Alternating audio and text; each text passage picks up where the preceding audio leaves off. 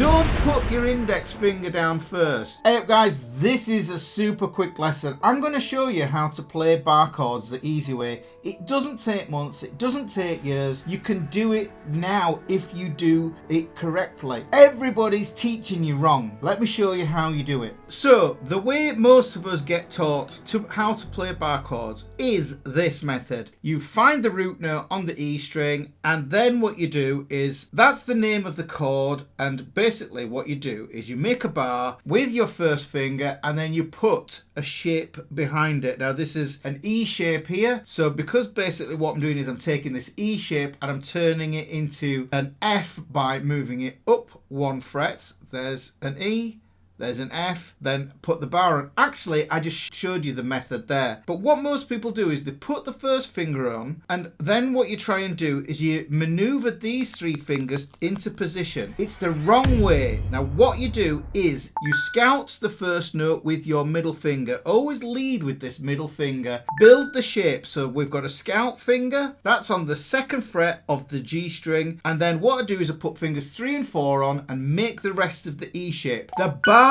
goes on last. This gives you the ability to put the bar where it is most comfortable. If this bit is on first, then what you can do is you can put that first finger on and then you have the bar chord. Because this is about how your hands work and how the ligaments work. You get this thing that I call ligament rub. If you put the first finger on, your 2nd finger and your 3rd finger, you have less control over these fingers. This is your dominant finger. If you think about it, this is the one you point at stuff with, you dial on your phone with, or you type with if you're a 1-finger typist. These ones here, you have less control of them, especially if you're a beginner. So what you do, 2nd finger on, 3rd and 4th finger on, bar. Easy peasy. Follow this E string. You've got this note here, that's an F. This note here is a G. Build the chord. 2nd finger, 3rd and 4th finger on at the same time to streamline that whole process. Then put your bar on. You can put the bar and move it up or down to make sure that you get all those strings in there. Once you've got that on and you want to move frets, and you watch all the videos of people playing these chords, when they move, the bar comes off, they slide the shape up, and then you put the bar back on again when you have reached your destination. So say I want this A chord here, then what I'm doing is I'm looking at that there. I know that that's where I want my bar to land. So these fingers here have to go up 2 frets. So up 2 frets, bar.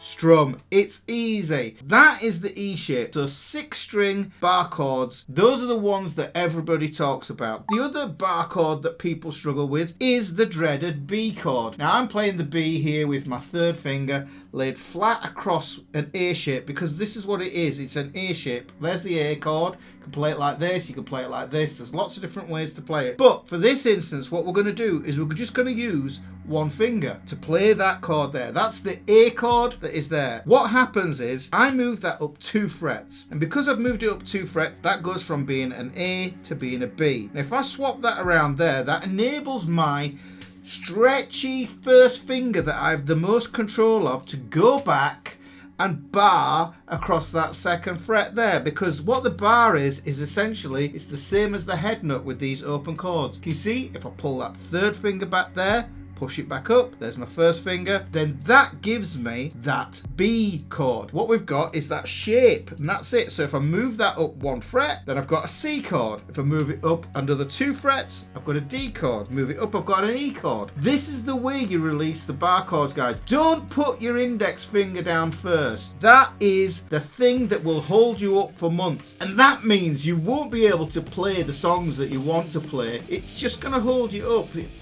I'm incensed just that it keeps on going on, that people put the first finger on, people keep on teaching it that way. It's not the right way. Look, try it. Drop a comment below if you think that I'm wrong, or if you think that I'm right and it works for you. Let me know in the comments below. Make sure you hit that subscribe and like this video if you got some value from it. See you later. Hit subscribe for more guitar tips.